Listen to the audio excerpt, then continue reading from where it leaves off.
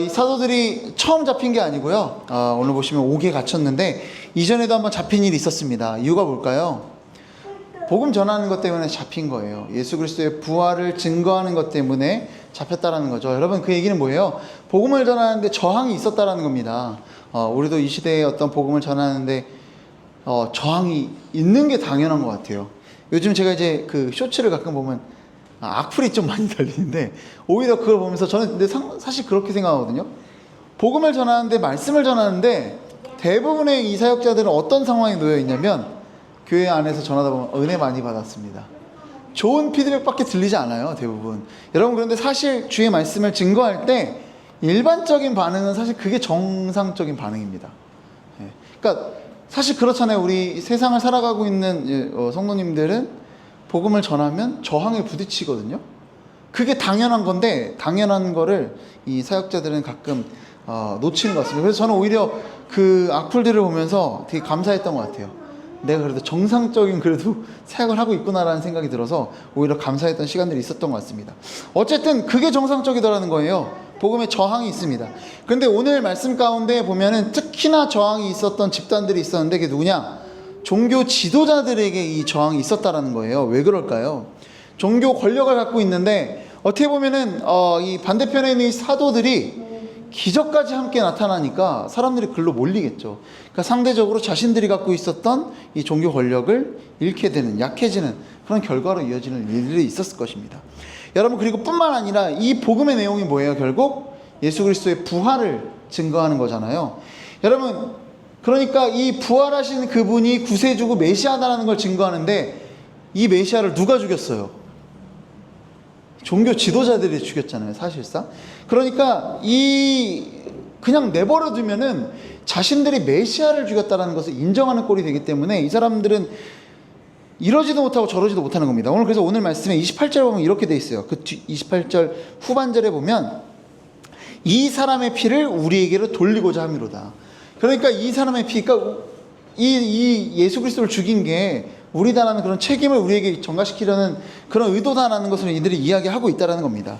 어쨌든 굉장히 불편한 거예요. 이 종교 지도자들에게 있어서는 이 복음을 전하는 게 자신들의 권력을 잃는, 또한 이것을 인정하게 돼버리면 자신들이 메시아를 죽인 그런 역적과도 같은 그런 상황에 놓이게 되더라는 것입니다. 여러분, 그런데 대중들이 너무 환호하니까, 예수님도 그랬죠. 예수님에 대한 대중들의 환호가 너무 컸기 때문에 이 당시에 종교 지도자들이 함부로 예수님을 죽이지 못했던 것처럼 오늘 이 상황에서도 이 사도들을 향해서 종교 지도자들이 함부로 하지 못하고 있는 것을 볼 수 있습니다. 그러니까 제재할 수 있는 게 뭐냐면 잡아놓고 복음 전하지 말라라고 한 거예요. 자, 그런데 오늘 말씀해 보시면 또 어떤 일들이 벌어졌나요? 사도들이 전도하다가 또 옥에 잡히는 그런 일들이 벌어졌습니다. 복음 전하지 말라고 했는데 그럼에도 불구하고 전하다가 오늘 어떤 일이 벌어서 결국에는 옥에 가두는 일이 벌어졌어요. 자, 옥에 가두었더니 어떻게 됐습니까? 우리 19절 말씀 한번 같이 읽어보도록 하겠습니다. 19절입니다. 시작. 주의 사자가 밤에 문을 열고 끌어내어 이르되. 네, 옥에 갇혔는데 주의 사자가 하나님께서 이들을 풀어주셨어요. 언제 풀어주셨나요? 밤에 풀어주셨습니다. 여러분, 밤에 풀어주신 이유가 뭘까요? 보통 우리가 밤에 감옥에서 나오면 그 이유가 뭘까요? 여러분, 탈옥이 쉽게 하려고 밤에 이끌어내셨을까요? 눈에 안 띄게 하려고. 여러분, 그런데 19절 말씀에 보면은 이렇게 돼 있어요. 주의 사자가 밤에 옥문을 열고 끌어내었다. 그런데 23절 말씀 볼까요? 옥문을 열고 끌어냈대요. 옥문도 열리고 막 그랬던 거예요. 자, 그런데 모든 상황이 다 끝나고 나서 찾아가 보니까 23절에 이렇게 기록하고 있답니다. 23절 같이 읽어보겠습니다. 시작. 이르되 우리가 보니 옥은 든든하게 잠기고 지키는 사람들이 문에 서 있으되 문을 열고 본즉 그 안에는 한 사람도 없더이다 하니. 아멘. 그러니까 사람들, 이 사도들을 찾으려고 보낸 거예요. 어디로? 옥으로 보냈는데 어때요? 그러니까 도망간지도 모르는 거예요. 옥이 열린지도 몰라요. 그리고 옥은 잠겨져 있고. 여러분, 어떤 거예요? 어떤 엄청난 기이한 현상이 일어나서 지키고 있는 사람들이 있었음에도 불구하고 옥문이 열렸다가 닫히고 그냥 이렇게 나온 겁니다. 여러분, 이런 전능하신 하나님이 쉽게 빼내시려고 밤중에 빼내셨을까요?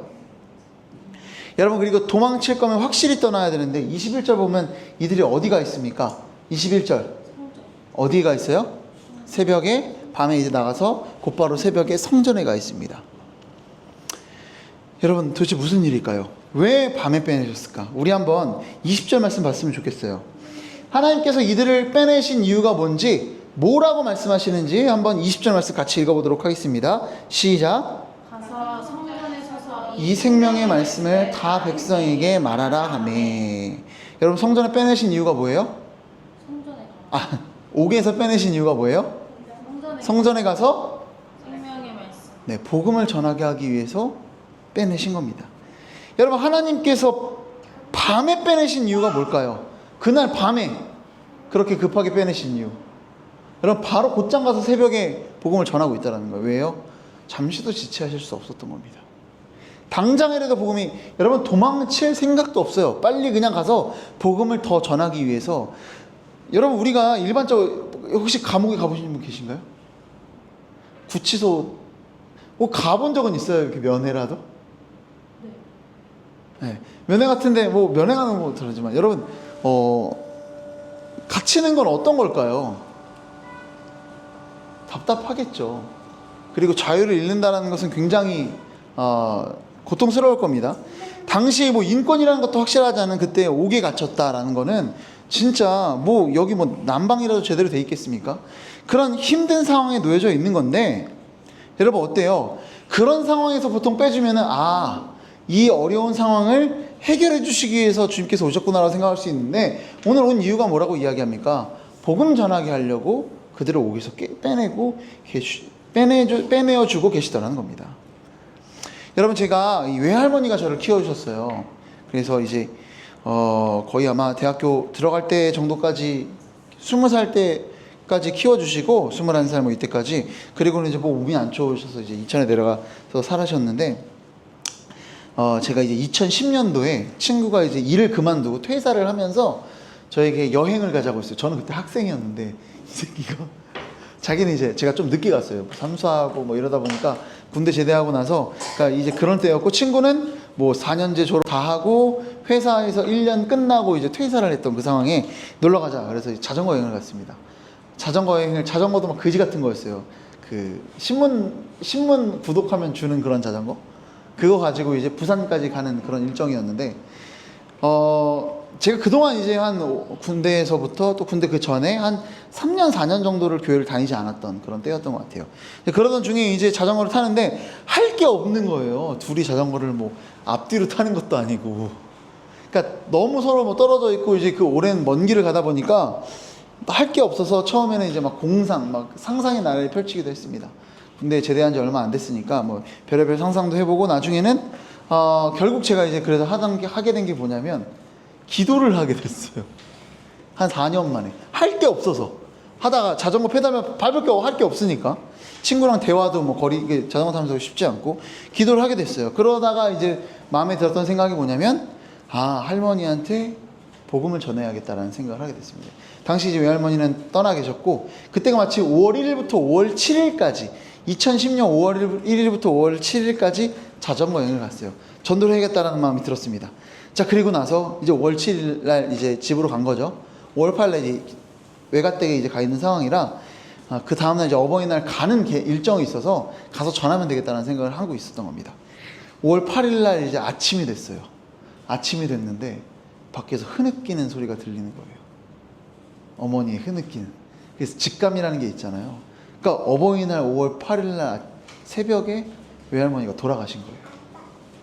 그리고 나서 이제 장례식장을 가서 4일장이었는데 도저히 이해를 못했던 것 같아요. 왜 전도하라는 마음을 나에게 주셨을까? 기도를 왜 하게 하셨을까라는 그런 억울한 마음. 사실 저는 어렸을 때부터 부모님 돌아가시는 거를 상상해도 그렇게 슬픈 생각은 해본 적이 없는데 외할머니가 키워주셔서 그러다 보니까 외할머니에 대한 생각이 되게 컸던 것 같아요. 그리고 나서 이제 먼 훗날 이제 시간이 지나고 내가 그 시간들을 돌이켜 보니까 그런 생각이 들더라고요. 그 마음이 들었을 때 전화라도 한마디 하면 어땠을까? 돌아가는 길에 이천을 들렸을 수도 있었을 것이고 전화라도 한번 할 수 있었을 텐데 그 시간을 내가 지체했다는 거, 그 마음을 주셨을 때 전화했으면 어땠을까라는 마음이 되게 들었던 것 같아요. 여러분, 우리 디모데후서 4장 2절 말씀 한번 볼까요? 우리가 복음을 전해야 되는 때는 언제일까요? 우리 디모데후서 4장 2절 말씀 한번 같이 읽어보도록 하겠습니다. 같이 읽어보겠습니다. 시작. 전파하라. 때를 얻든지 못 얻든지 항상 힘쓰라.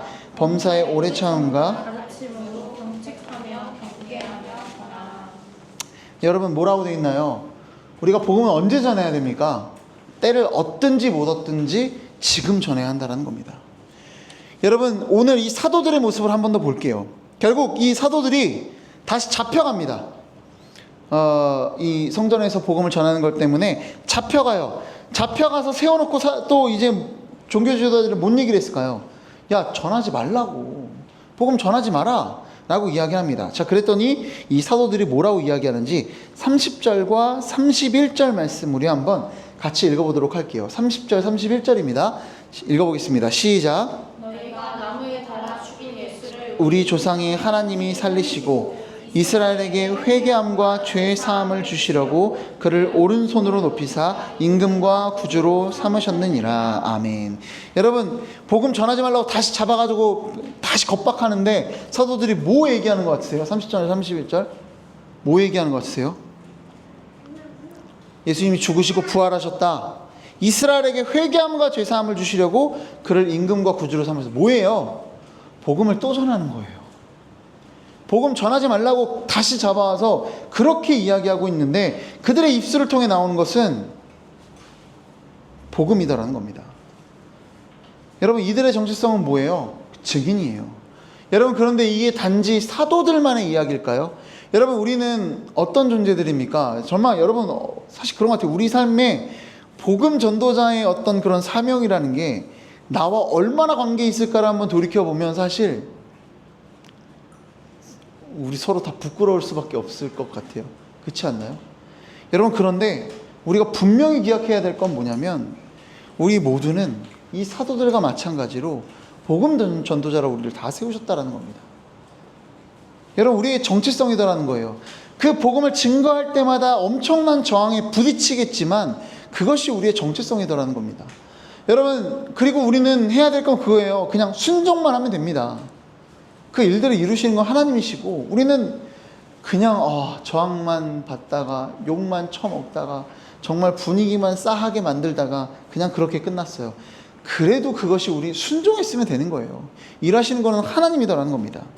여러분 복음은 어떤 것일까요? 여러분 우리 보면 요즘 참 복음은 참 우리를 풍요롭게 해주죠. 우리 삶을 풍요롭게 해줍니다. 교회 다니면 좋아라고 말할 수 있어요. 교회 다니면 정말 좋은 사람들도 만날 수 있고 평안함을 누릴 수도 있고 정말 많은 어떤 하나님의 위로를 누릴 수 있고 이런 풍요로움들을 이야기할 수 있습니다. 여러분 그런데 복음은 단순히 내 삶 풍요롭게 하는 정도가 아닙니다. 여러분 그 사람에게 복음 좀 전해서 이 사람의 삶이 조금 좋아지게 하려고 복음 전하는 거 아니더라는 거예요. 왜 전하나요? 이것이 생명이기 때문이죠. 여러분 상상을 해볼게요. 세월호 그 사건의 현장으로 제가 자주 얘기하는 그 이야기인데 우리 갑자기 타임머신이 개발돼서 세월호 현장에 간 거예요. 그럼 우리 뭐 하겠어요?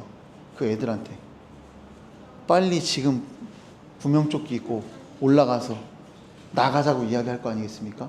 방송에서 뭐라고 흘러나오겠어요? 그 자리에서 대기하라고 흘러나오겠죠. 여러분 애들이 막 웃으면서 지금 가야 되라고 하면 애들이 뭐라고 하겠어요? 못 알아. 지금 여기 있어도 돼요. 뭐 끌끌대며 그럴 수도 있고 어떤 누군가는 지금 방송은 여기서 기다리라고 하는데 뭐라는 거예요. 여러분 그럼 여러분 어떻게 하시겠어요? 그래 니네 멋대로 해 라고 하시겠나요? 그 아이들을 보고 죽어라 끌어내려고 별 수단과 방법을 다 할 겁니다. 왜? 그것이 사는 길이기 때문에. 여러분 우리가 갖고 있는 이 복음의 메시지가 그거 이상일 거라는 것을 우리가 기억할 필요가 있습니다. 지금 죽는지도 모르고 그냥 거기서 낄낄대고 있고 또 잠겨져 가고 있는데 이 나오는 방송은 가만히 대기 하라고 있는 그 세상의 메시지에 속아서 가만히 그 자리에 있는 그들을 깨워서 데리고 나갈 사명이 우리에게 있다라는 거예요. 여러분 우리는 그 생명의 메시지를 갖고 있습니다.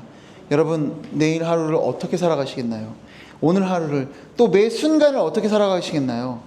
마땅히 증거해야 될 줄로 믿으시기 바랍니다. 그것이 복음 전도자의 사명입니다.